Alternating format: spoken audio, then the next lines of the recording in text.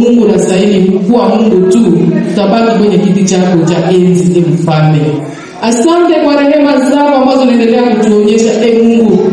Ingekuwa ni mwanadamu angesema nilikusamehe jana, nitakusamehe na juzi, lakini wewe Mungu unasema unatusamehe kila siku, sababu neema yako ni kwetu, Mungu. Na asante kwa sababu unaendelea kutuelekeza. Bwana, asante, tunakushukuru. Sifa na maabudu ni zako. Hivi tunachapa makofi yetu ya juu. Tunachapa makofi yetu ya juu. Tunachapa makofi yetu ya juu.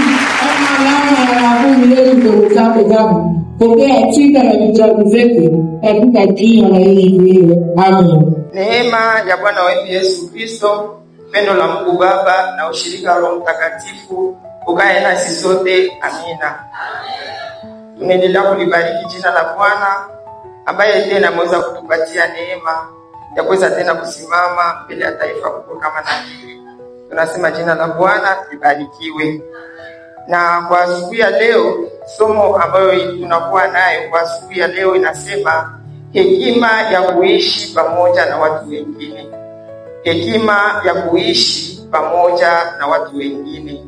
Na tutaweza kukamata Biblia zetu, na wale ambao wanakuwa na Biblia wataweza kusimama ili tuweze kumheshimu Mungu, na wale ambao hawana Biblia wataweza kukaa. Tutaweza kufungula Biblia zetu, tutasoma katika kitabu cha Mezali sura yake ya 9, tutaanza kwa verse ya 9 mpaka 10.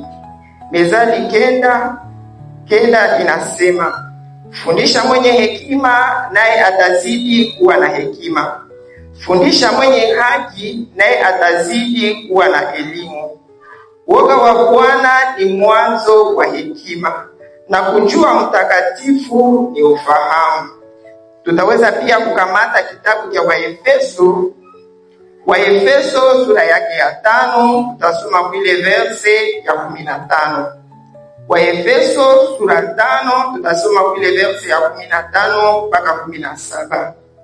Basi mwangalie sana namna mnavyotembea, si kama watu wasio na hekima, lakini kama watu wenye hekima, mkikomboa wakati, kwa sababu siku hizi ni za uovu. Kwa hivi msio wajinga, lakini wenye kufahamu mapenzi ya Bwana.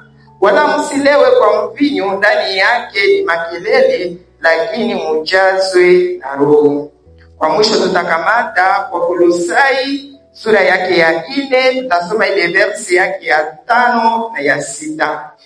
Wakolosai sura yake ya 4, tutasoma ile verse ya 5 na ya 6. Tembeeni kwa hekima mbele yao walio nje, mkikomboa wakati. Masemo yenu yote yawe na neema siku zote, yakitengenezwa na chumvi, mupate kujua namna inavyowapasa nyinyi kujibu kila mtu ni neno la Bwana. Amen. Amen. Basi wale ambao wanakuwa na Biblia, Mungu awabariki na muweze kukaa. Na wewe kama umefika hapa kukuwa na ambao kukuja na Biblia, kuna wale ambao Biblia zinakuwa hata katika nyumba zao, hawahangaiki. Mtoto wako akikuwa naenda kwa masomo na abebe vyombo vya kazi, unampigia kafimbo. Na wewe je, Mungu aweze kukupiga fimbo kwa siku ya leo? Tujikaze wa mama, sisi wa mama ndio tunakuwa vielelezo wa watoto wetu. Kama wewe mama unataka kuja kwa kanisa na ubebe Biblia, mtoto wako ataibebaka kweli? Tunakiaka disere Mungu. Vraiment tujitahidi sisi kama wa mama tuendelee kuwa mfano bora. Siku nyingine mama usikiake bila Biblia, jua ukiake tembea. Na zamani tulikuwa nasema Biblia tunakiaka nazo kanisa, na kanisa nao hatukiake tena nazo. Mungu endelee kutusaidia. Tumesema somo yetu ya asubuhi ya leo nasema hekima ya kujua kuishi pamoja na wengine. Hekima ya kujua kuishi pamoja na wengine. Tumeweza kusoma mashairi. Shairi ya kwanza tumeisoma pale katika kitabu cha Mezali, ambayo inaendelea kutuambia ya kwamba kule verse yake ya 9 inasema ya kwamba fundisha mwenye hekima naye atazidi kuwa na hekima. Tunashukuru waimbaji wetu wameweza kutufundisha maneno mengi kuhusu hekima. na tunaendelea kushukuru shirika letu ambalo kila mara zinatuendelea kutuletea teme za mwaka ambazo tena zinaendelea kutuimarisha kila siku kiroho. Na teme ya mwaka inahusu sana hekima, namna gani mfuasi ataendelea kuimarisha hekima yake. Na ndio maana kwa asubuhi ya leo Mungu anatuambia ya kwamba fundisha mwenye hekima naye atazidi kuwa na hekima. Hatusome somo hii si kwamba hatuna hekima, lakini Mungu tena napenda tuendelee kuwa na hekima ambayo inaendelea kupanda juu. Kwa ile shairi ya 10 inasema woga wa Bwana ni mwanzo wa hekima. Woga wa Bwana ni mwanzo wa hekima. Tungelikuwa na muda tungeliweza kujiuliza na kuulizana, kusema woga wa Bwana ndio kusema nini? Tungelipata muda, mtu mwingine anasema kama woga wa Bwana ndio nini? Pengine mtu anaweza kusema woga wa Bwana ni kuogopa manake Mungu. Sasa kwa mfano tunaweza enda katika njia, mnakutana na babandi. Mtu si anaogopaka, sote wanasema kama raba hapo sema anataka kutuua. Lakini kusema woga wa Bwana sio kusema tunaogopa Mungu kama atatuua, hapana. Kusema woga wa Bwana ni kuonesha ile heshima ambayo tunakuwa nayo mbele za Mungu. Ni wakati tunapofika mbele za Mungu na tunamheshimu katika kazi zote ambazo Mungu anaendelea kufanya katika maisha yetu, na ile inaonesha tena woga wa Bwana. Katika kile kitabu cha Mezali sura yake ya 3, ile verse yake ya 19 nasema, kwa heshima Bwana aliweka misingi ya nchi, kwa ufahamu alisimamisha mbingu. Yaani kazi za Bwana zinaacha hata tunamuogopa. Wakati tunapoona hizi Mungu anafanya vitu vikubwa, hii inaonesha ukubwa wake na inaacha tunamuogopa na tunamheshimu. Tutaweza kupana tu mfano. Wakati tunakuwa na maji, tunaweza kamata maji tunaimwaga pale kwenye udongo. Ile maji tutafika pale, ile maji yote imeshaishia udongo. Lakini bahari ambayo tunakuwa nayo, mara inakuwa yule ya majiwe, nyingine zinakuwa juu ya mchanga, lakini ile maji hakuna siku yenye itazamaka ile mchanga. Ile yote inaonesha ukubwa wa Bwana, na ile inaacha tunaendelea kumheshimu Mungu na kuendelea tena kumrudishia utukufu. Kuogopa Bwana ni kutii sheria zake, ni kutii maagizo yake na amri zake. Kutii, wakati tunasema kutii, ni wakati unafanya kile ambacho wanakuambia uweze kukifanya na hautafanya kile ambacho Mungu amekukataza kukifanya. Ni pale ambapo utaweza kuwa na kutii. Na wakati unapotii ni pale unaendelea kuogopa Bwana. Jambo lingine ambalo tutaweza kusema kuogopa Bwana ni wakati tunaendelea kuishi mbele za Bwana katika haki na tunaendelea tena kufanya mapenzi yake ambayo anaendelea kutaka tuweze kuifanya katika maisha yetu. Na katika ile verse tu ya 10 waliweza kutuambia ya kwamba woga wa Bwana ni mwanzo wa hekima. Na hekima hii tumesema siku nyingi, tumesema ni teme ya mwaka mzima, lakini tutaweza tena kusema kama mtu mwenyewe iko na hekima ni mtu ambaye anakuwa namna gani. Mtu mwenye hekima ni mtu ambaye anajua kufanya uchaguzi mzuri. Wakati tunapoendelea kuishi, kila siku tunaishi tukiweza kuchagua. Na wakati mtu anafanya uchaguzi mzuri, ni pale ule mtu anaonekana kama yuko na hekima. Yaani maandiko matakatifu nasema katika kitabu cha Kumbukumbu la Torati nasema, nimeweka mbele yako uzima na mauti. Chagua uzima upate kuishi. Yaani wakati unapochagua Kristo aingie katika maisha yako, pale umekuwa na hekima ya kuweza kufanya uchaguzi mzuri. Mtu ambaye anakuwa na hekima ni ule ambaye anafanya uamuzi mzuri. Waimbaji wetu wametuimbia ya kwamba Solomono alikuwa mfalme ambaye alikuwa na hekima na aliweza kufanya uamuzi mzuri. Wakati wale wanawake wawili waliweza kufika mbele zake, aliweza kupata ile namna ya kuweza kuamua kwa sababu alikuwa na hekima. Yaani mtu ambaye anakuwa na hekima ni yule ambaye anafanya uamuzi mzuri. Mtu ambaye anakuwa na hekima ni mtu ambaye anatenda kitu baada ya kuchunguza vizuri. Yaani afanyake vitu na haya waza vizuri. Ndio kwa maana tunaitwa kuendelea kuwa na hekima ili Mungu aendelee kutusaidia tuendelee kufanya uchaguzi mzuri, tuendelee kuamua mzuri na kufanya vitu ambavyo vitaendelea tena kusaidia tusiingie katika mambo ambayo haitampendeza Mungu. Pia tumeweza kusoma katika kitabu cha Waefeso, na pale wametuambia kwamba tuangalie sana namna tunavyotembea. Wakati tunaishi ni lazima tuendelee kuangalia sana namna tunavyotembea. Katika dunia hii kumejaa mambo mengi, lakini Mungu aendelee kutusaidia tuangalie sana namna tunavyotembea. Si kama watu wasio na hekima, lakini kama watu wanaokuwa na hekima, tukikomboa wakati, kwa sababu siku hizi ni za uovu. Yaani kila siku wakati unapotembea, endelea kuangalia namna unavyotembea. Usiige watu wa dunia hii, kwa sababu ukienda na hauko naangalia kwenye uko unaenda, utaweza kufanya nini? Utaenda angukia mshimo. Na maandiko matakatifu nasema katika kitabu cha Zaburi ile ya 119, ile verse yake ya 105 nasema, neno lako ni taa na nuru kwa njia zangu. Yaani ni neno la Bwana ambalo linaendelea kutusaidia kutuangazia namna tunavyoweza kutembea katika maisha yetu. Kama hatutakuwa na neno la Mungu ndani ya maisha yetu, tutaweza kutembea, lakini tutatembea vibaya na tutaweza hata kwenda kuangukia katika shimo. Lakini Mungu endelee kutusaidia wakati tunapoendelea kuangalia namna tunavyotembea. Ni neno la Bwana ambalo Mungu ametupatia ili liendelee kutuangazia siku kwa siku. Ndio kwa maana kila siku tunafika tena tuendelee kusikia neno la Mungu ambalo tena litaendelea kutusaidia katika maisha yetu.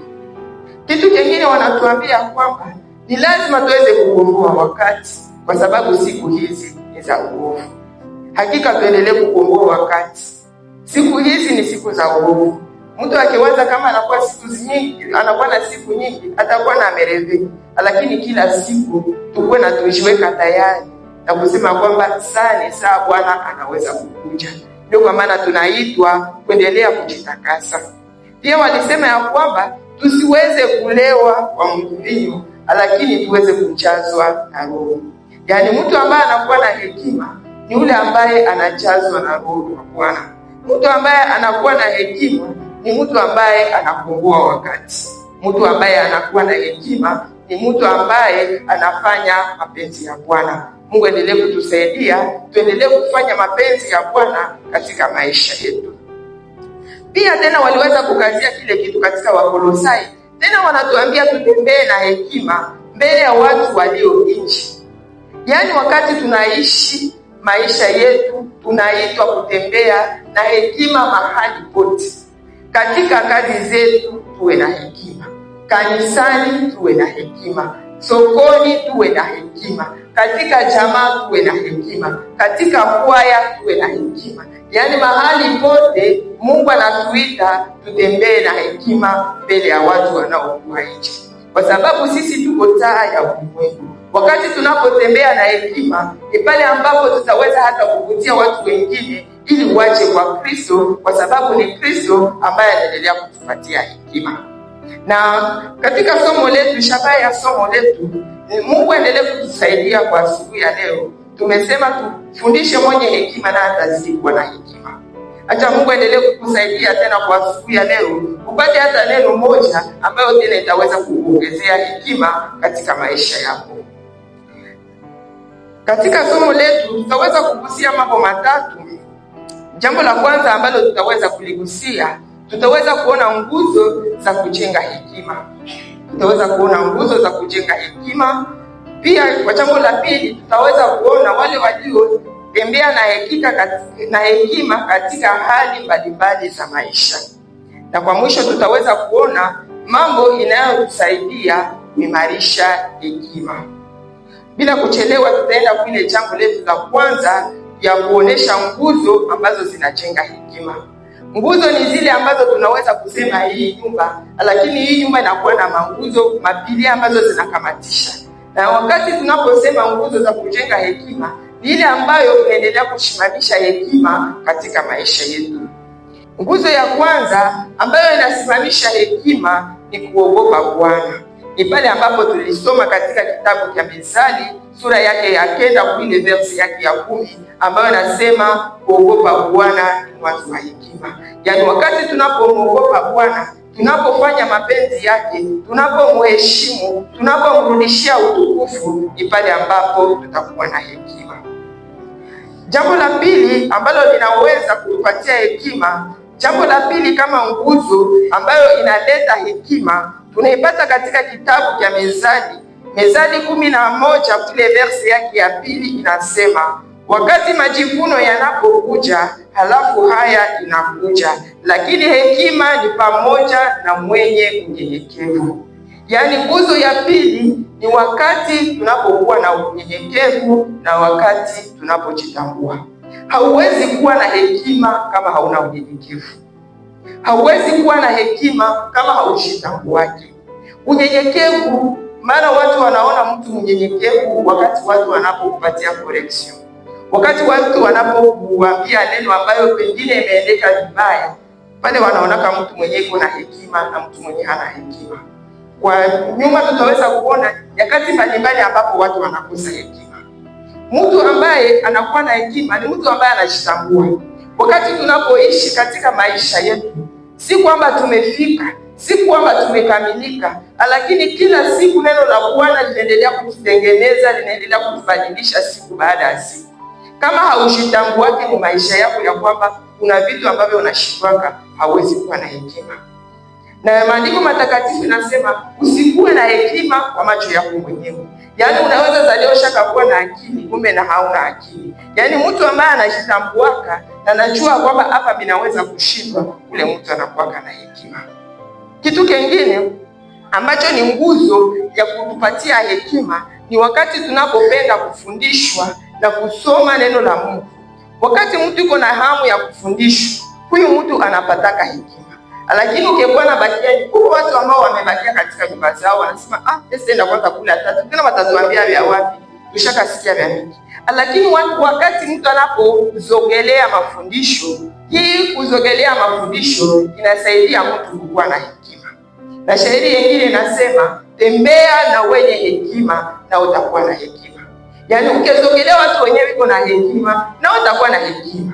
Lakini ukitembea na watu wakosa adabu, unasikiaka na unaoshanza sema vile. Yaani wakati tunapopenda mafundisho, wakati tunapopenda kusoma, wakati tunapopenda kusikia mashauri ya watu wengine, ile itatusaidia kuwa na hekima. Kitu kingine ambacho ni nguzo ambayo inasimamisha hekima ni kuchunguza vizuri mbele ya kukamata uamuzi. Yaani wakati tunapoishi, Mungu aendelee kutusaidia tuendelee kuchunguza vizuri mbele ya kukamata uamuzi. Wakati tunapoishi, mara shetani anapendaka atuletee tukuwe na maprese katika maisha. Lakini Mungu aendelee kutusaidia tukuwe napata muda ya kuendelea kusikiliza Roho wa Bwana kama anatuambia nini mbele tuweze kukamata uamuzi. Jambo lingine ambalo lina nguzo ya kuweza kutusaidia kuwa na hekima ni kuomba roho ya hekima. Yaani katika maisha yetu ni tunaitwa kuendelea kuomba roho ya hekima. Solomono aliweza kuomba hekima na Mungu aliweza kumpatia. Katika kitabu cha Yakobo sura 1 ile verse yake ya 19 nasema ukipungukiwa na hekima muombe Mungu. Yaani wakati unapoomba Mungu, mtu anaomba kitu kenye uko nacho bezwa. Wakati unapoomba Mungu akupatie hekima, Mungu ni mwaminifu, atakupatia hekima. Kitu kingine ambacho ni nguzo ambayo inasimamisha hekima ni kuishi kweli na haki. Wakati unaishi pamoja na watu wengine, kazini, mahali pote, kuwa na zoezi ya kusema kweli. Maana kweli imepunguka sana katika maisha yetu. Unaweza kuwa naenda nafasi fulani, wanakuuliza uko wapi, pengine akose hata au yatoka nyumbani mwako, lakini unasema bongo. Tujue kwamba bongo ni kitu kibaya sana katika maisha yetu. Mungu aendelee kutusaidia. Tumeona kama uongo imekuwa kama kawaida, lakini uongo imeleta mambo mengi na imeacha hata tunakufa. Kwa sababu shetani alileta uongo kwa wanadamu na mwanadamu alisikia ile uongo na inaacha mpaka leo dhambi imeingia duniani. Yaani tusikuwe na neglige uongo. Unasema tu kweli. Na wakati unakuwa mtu wa kusema kweli, ile itakusaidia kuwa na hekima. Lakini ukikuwa mtu mwenyewe unasema bongo, unasema ule mtu hana hekima. Yaani Mungu endelee kutusaidia tuweze kujua kweli, na kweli ni Kristo. Yaani neno la Mungu nasema mkijua kweli na kweli itawaweka huru. Na huyo kweli ni Yesu Kristo, kwa sababu wakati mtu anapokuwa katika dhambi, huyo anakuwa mfungwa. Lakini wakati unapojua kweli, ile kweli inakuweka huru kutosha katika utumwa wa dhambi. Tunaitwa kujua kweli na kweli itatuweka huru. Wakati unapojua kweli, ni pale ambapo utaweza kusema kweli.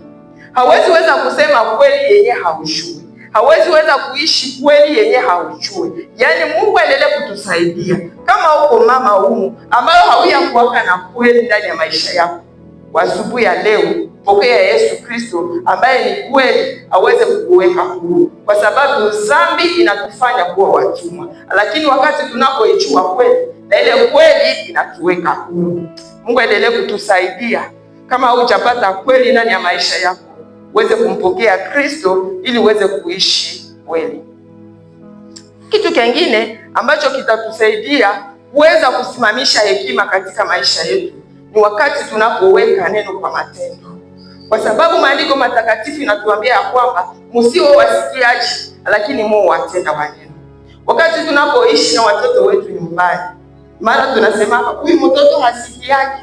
Si kwamba ule mtoto masikio yake ni kiziwi, hapana. Lakini mtoto mwenyewe anasemaka hasikii yake, ni mtoto mwenyewe unatumaka hata vifaa. Na wakati tunapoishi, Mungu anaendelea kutuambia yale ambayo anataka katika maisha yetu. Wakati hatuiweke kwa matendo, maana yake tuna masikio lakini ambayo haisikii. Mungu anapenda tuendelee kuweka neno lake kwa matendo. Wakati anapotuambia neno tuiweke kwa matendo, ni pale ambapo tutakuwa na masikio ambayo inasikia. Na kila mara tuendelee kuombea masikio yetu ya roho. Mungu aendelee kutusaidia. Hatuwezi kuweza kumpendeza Mungu kama hatusikie Mungu. Na Mungu anaweza kusema na wewe, unazania kama ni mtu mwingine yuko nasema na wewe. Mungu aliweza kumuita Samueli. Samueli alikuwa anazania Eli njoo yuko namuita. Lakini kumbe na Mungu njoo yuko naita Samueli. Na wakati Eli aliambia Samueli ya kwamba utasema Bwana mimi ni hapa.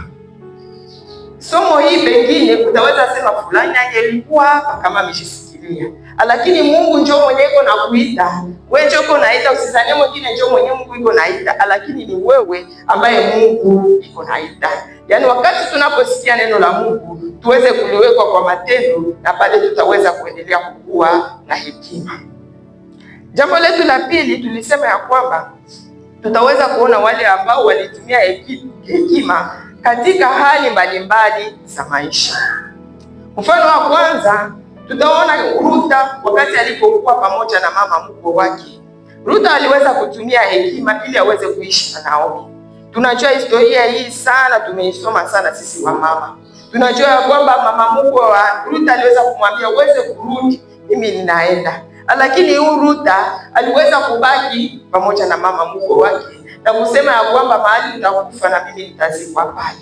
Yaani ili tuweze kuishi hata na mabeli familia zetu, tunaitwa kuwa na hekima.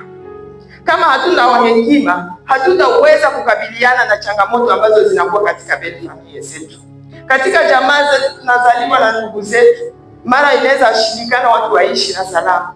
Lakini kwa sababu unakuwa na hekima, itakusaidia hata uweze kuishi na watu ambao haukuzaliwa pamoja nao. Yaani huyu Rutha anakuwa mfano wa kutuonesha, ingawa watu wanaweza kukuzogesha kwamba wewe uzogee urudie kule, lakini kama unakuwa na hekima, utaweza kujua kuweza kuishi pamoja na watu wengine. Mfano mwingine ni mfano ya Abigaili. Abigaili tunajua pia historia yake. Alikuwa na mume mkaidi, lakini mama huyu alitumia hekima ili aweze kuokoa jamaa lake. Na alitumia pia hekima ya kuweza kujua na wakati atakapomwambia mume wake yale ambayo yalitokea. Yaani Mungu aendelee kutusaidia ili tuweze kuishi na waume wetu. Mungu aendelee kutupatia hekima. Kwa sababu kila ndoa inakuwa na changamoto zake. Kila ndoa inakuwa na changamoto zake. Lakini tofauti ni namna gani utatatua ile changamoto. Inaweza kufika mwi ndoa na inafika na mwi nyingine. Utofauti ni namna yenyewe utatatua ile shida. Yaani Mungu aendelee kutusaidia.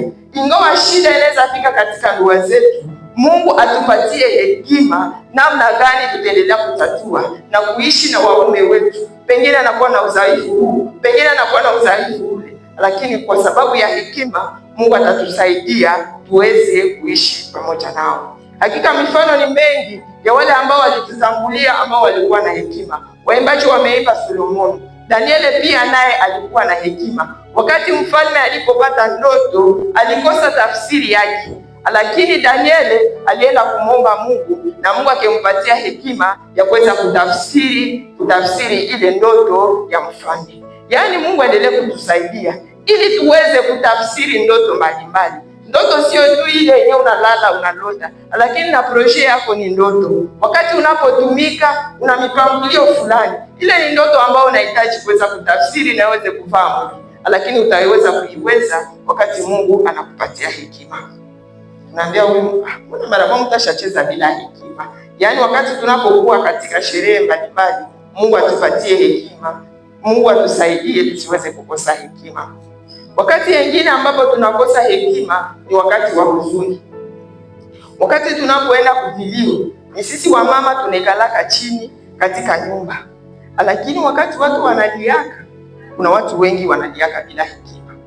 Unaona mtu analia, iko anasema maneno, mpaka na nyewe mlilia pale mnasema mbona huyu iko nalia namna gani? Mungu aendelee kutusaidia. Tuko wageni na wasafiri. Kila siku tunapata vilio, lakini wakati unapopata kilio, Mungu akupatia hekima, ulie na hekima. Kwa sababu kuko watu wanasema kama neno, unasema sasa huyu iko na shoka kama iko karibu na watu wala. Yaani wakati unapopata shida, uendelee kuomba Mungu akusaidie usikose hekima. Kwa sababu watu wanakoka na liko na kuangalia na liko na kushangalia. Wakati unapopata shida, ushiombee Mungu, nisaidie unipatie hekima. Kama katika jamaa kuna kwa maprobleme, kama ni warafiki wamesema maneno, haiko pale saa kulia njoko ya kwanza nisemea. Watu wanakuwa na liko na shangalia Mungu, unakosa hekima na mkulia. Kuna wakati ambapo watu wanakosa hekima, ni wakati ya vikao. Katika makwaya, katika makamati, watu wanakosaka hekima. Mtu anaweza kosa hekima wakati unapendaka tu yako tuchu watu waendee. Kama watu hawaendee kuvyako, manaki watu hawatafanya kitu. Donc ile na uko nakosa hekima. Katika kitabu cha Yakobo sura 3, ile verse yake ya 17 inasema mtu mwenye hekima anasikiliza maneno ya watu. Yaani usiwaze kuwa na hekima kwa ajili yako mwenyewe. Hekima ni pia ni kusikiliza kama wengine wanasema nini. Watu wanakosaka hekima na mumarenio za mariaji. Watoto wengi wanavunjika moyo wakati ya marenio. Akose unaendaka elekeza mtoto, lakini unasema neno ya kabambi yapata, mtoto na hata isahau haka. Mimi niko mwalimu wa wachumba. Lakini wachumba wengi unajazi ya sema kule papa leki. Vraiment sio kama ndamsamea. Aliki asema neno za kunivunja moyo. Vraiment tushikaze, tukwe nasema na hekima. Kama utaelekeza mtoto, kila mtoto anapendaka ndoa yake iwe ya pia sisi yake. Lakini kama utamuonya, muonye na hekima. Unaweza sema neno inazimisha vyote vyenye ushakafanya ndani ya maisha ya ule mtoto. Yaani wakati tunapokuwa katika vikao mbalimbali, vikao vya kwaya, vikao vya kamati ya wamama, katika vikao vya jamaa, katika vikao vya kanisa, maasamble za kanisa, watu wanakosaka hekima. Mungu aendelee kutusaidia, tuendelee kuwa na hekima. Wakati mwingine ambapo tunakosa hekima ni wakati unapoonya mtu. Watu wengi hata kanisani unaweza ona na mchungaji anaonyea mtu hapa kwa madhabahu. Au mama kiongozi pale anaonyea mtu na ile ni kukosa hekima. Mungu aendelee kutusaidia. Sisi wa mama tunakuwa na watoto. Mungu ametupatia mamlaka juu ya wale watoto. Lakini kuna wakati na sisi wa mama tunakosa hekima mbele ya watoto wetu. Mtoto amefanya makosa, mara moja unamhamakia mbele ya marafiki yake, unamhamakia mbele ya wadogo wake. Mara moja anakosa kama afanye nini. Na mizozo nyingi zinakuwa hata katika ndoa zetu. Ni wakati mtu anapopenda akuonye, kama ni baba anapenda akuonye mbele ya watoto. Na unasema vrema, huyo anaweza niambia hivi, unapenda ushidefendre, najua kwenye fuje nazi. Lakini tukionyana kwa upendo, hii itaacha mtu anasikia. Lakini wakati unapoonya mtu bila hekima, na ile ambayo unamwambia hataweza tena kuisikia kwa sababu umeisema bila hekima. Kitu kingine ambacho kinaonekana wakati watu wanapokosa hekima ni wakati Mungu anakubariki. Hizi siku mtandao imekuja, lakini mtandao unapitaka vitu vyake. Kama mtu iko na maprobleme unajijuaka kwa mtandao. Kama mtu wa Mungu alimubariki unajijuaka kwa mtandao. Mtandao ni mzuri, lakini tuchunguze sana yale ambayo tunaweka kwenye mtandao. Akose Mungu amekubariki, sijue na kitu fulani, mara moja unapenda dunia yote ishuru. Akose Mungu umetoka na bwanako mnenda tembea, unapenda watu wote waishuru. Huko wenyewe wiko napigiwa manguvu. Sasa wakati unaposhitangaza sana, unakuwa na uko unajiletea maprobleme za mingi sana. Ninawapatia tu mfano, ukitoka na lika yako ya pati ya kabani umeuza mzungu. Kisha unaenda nalo hivi. Wangapi watakusemesha? Si ni watu wa mingi. Na wakusema anashoneshaka. Mungu aendelee kutusaidia. Kenye kinakuletea furaha kifanye siri. Juu watu wanapendaka tu na tuko nalia. Watu wapendake na tuko na furaha na tuko na cheka. Unaweza zania mtu iko na kufurahia, mimi mwenyewe na kulia mimi. Yaani kitu ambacho kinakuletea furaha, shukuru Mungu na usikioneshe watu. Unapokuwa na waonesha juu afanye nini? Njoo wanasemaga mkinanda sio kuharishi. Ile kuharishi yenyewe tushakuwa nayo ya kuigaiga. Itatuletea maprobleme. Brema Mungu aendelee kutusaidia sana. Kuna wale ambao wako natufuata kwa mtandao. Kuna wale ambao wako natufuata kwa YouTube na wengine wanatufuata kwenye radio. Mungu aendelee kutusaidia sisi wa mama vijana. Umepata uchumba, mumefanya ndoa, akose mumetoka, akose mnakaa na mume wako msalo, Mungu akose mko mapenzi, unapenda watu wote washue.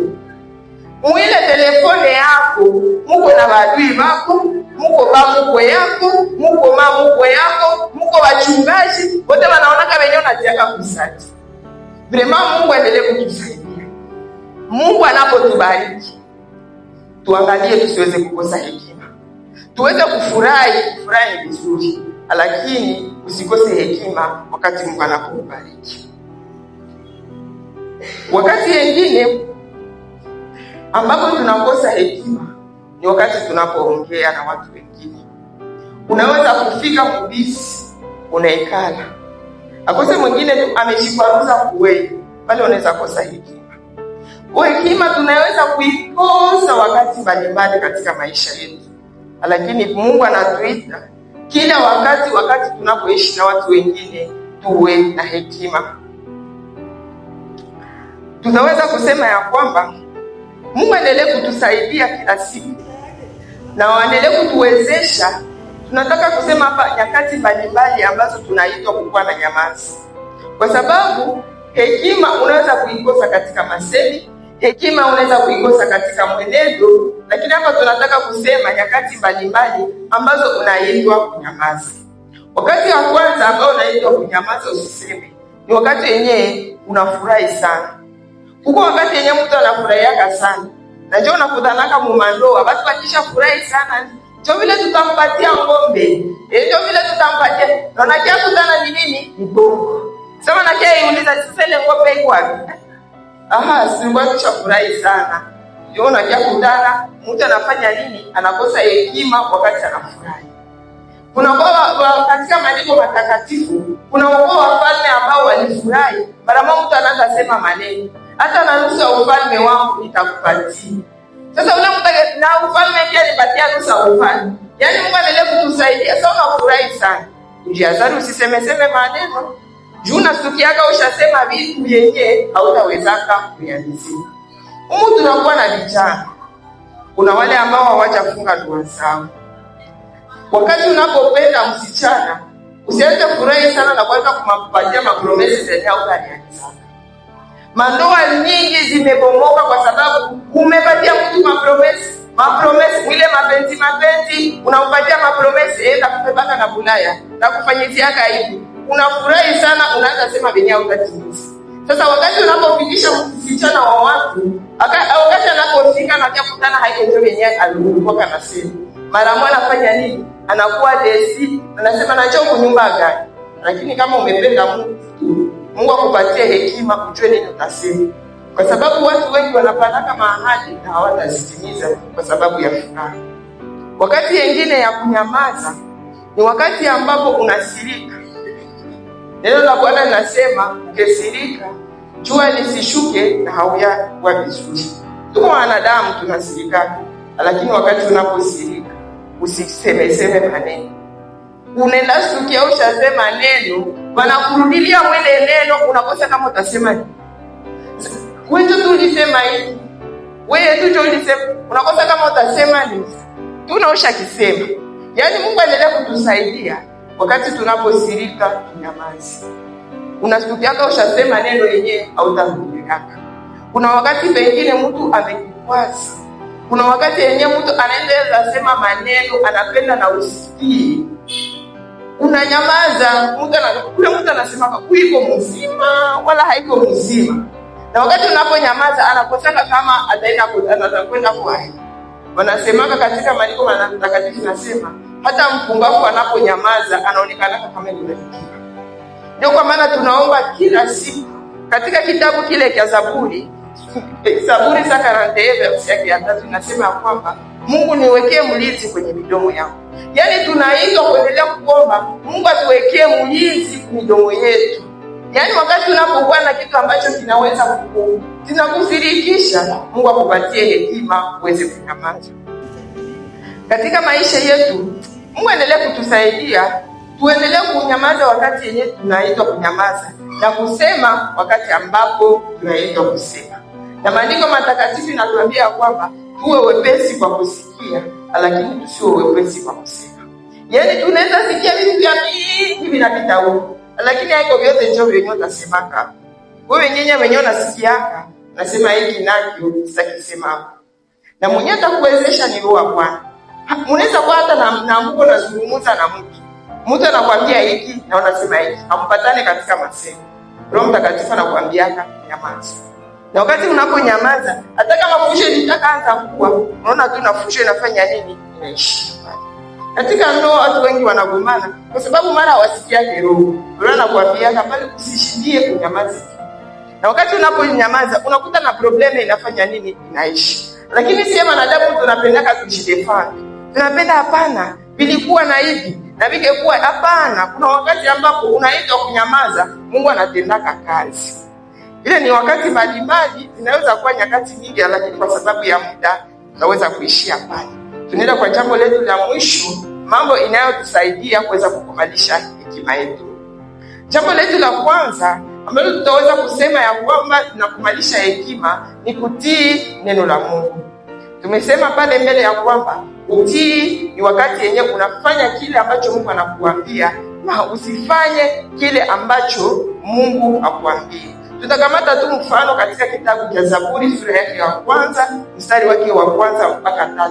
Ile shairi tunaijua vizuri. Inasema, heri mtu yule asiyekwenda katika shauri la waovu, wala hasimami barazani mwa wenye kudharau, lakini furaha yake ni katika sheria ya Bwana, na katika sheria ya Bwana anawaza mchana na usiku. Katika shairi hili kuna yale ambayo Mungu anatukataza tusiweze kuifanya. Anatuambia tusiende katika shauri la waovu, lakini anatuita furaha yetu ikuwe katika neno la Bwana. Yaani wakati unapoishi, jiulize, ni nini yenyewe Mungu ashaka nikataza kwa maisha yangu? Au wewe unafanyaka tu yote? Kuna yale ambayo Mungu hataki tuweze kuifanya na kuna yale ambayo anatuita tuweze kuifanya. Wakati tunapotii neno la Mungu, hii itatuendelea kutusaidia tuweze kuimarisha hekima yetu.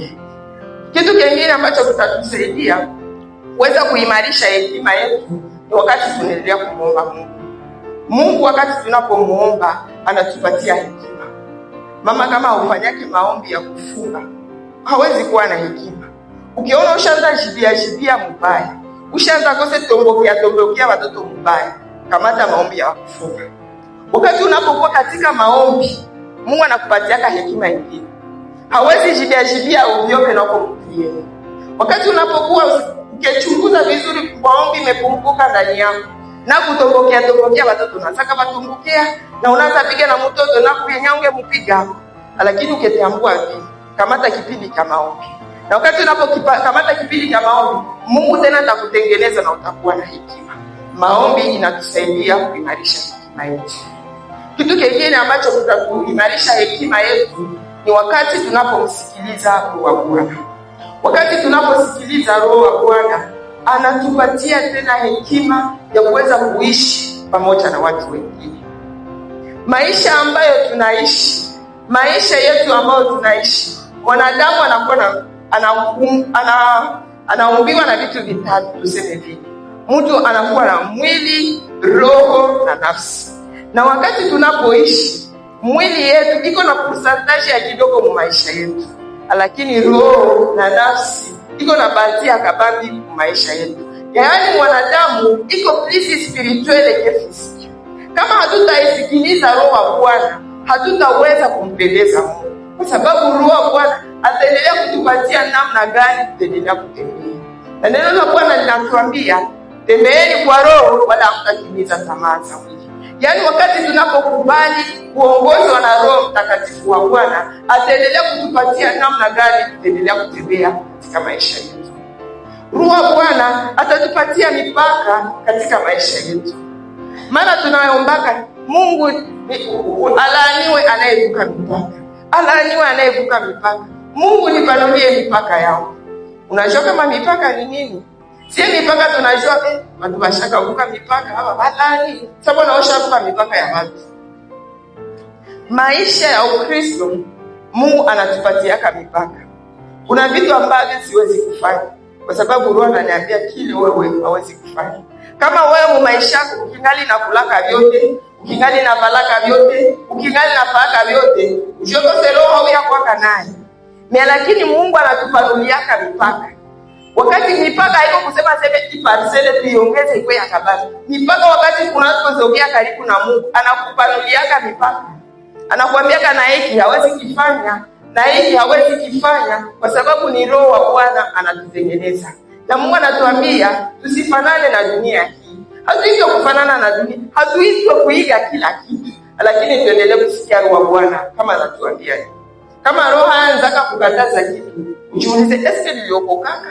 Eske niko na Roho wa Bwana? Kwa sababu Roho unaweza kupata umeokoka, lakini kama hautii Roho wa Bwana anakuambiaka, kama hautii ananyamaza. Jono naka mtu aliokokaka kuna miaka na miaka, aseme imeisha kafa venta mokisi. Na unapomuona hakukwake mabadiliko. Lakini wakati tunapomsikiliza Roho, anapokuambia hiki anakukataza hiki. Wakati unapotii anakuelekeza tena. Wakati unapotii anahatua na wewe tena. Wakati unapotii na njoo vile mtu anaendaka iko nafanya nini? Iko na kumara. Sasa tunaishi na watoto wetu. Mtoto anaweza kiachezea hapa unamkataza. Sana halifanye tena unasema mtoto ashaanza kumana. Yaani na sisi katika maisha yetu, wakati Roho wa Bwana anatukataza kitu, tutii na ni pale ataendelea tena kutusaidia na tunaendelea kukomaa siku kwa siku katika maisha yetu. Mungu aendelee kutusaidia katika maisha yetu. Tuendelee kukumalisha hekima katika maisha yetu. Kwa kumaliza tutaweza kumaliza katika hii shairi ya Mithali. Mithali sura yake ya 3 na ile verse yake ya 7. Mithali sura yake ya 3 inasema hivi vile verse yake ya 7, usiwe na hekima kwa macho yako mwenyewe, ogopa Bwana na kuacha uovu. Yaani usiwaze kama ushakuwa na hekima kwa macho yako mwenyewe, lakini tunaitwa kuendelea kuogopa Bwana na Mungu ataendelea kutuongezea hekima na Mungu abariki neno lake. Amen.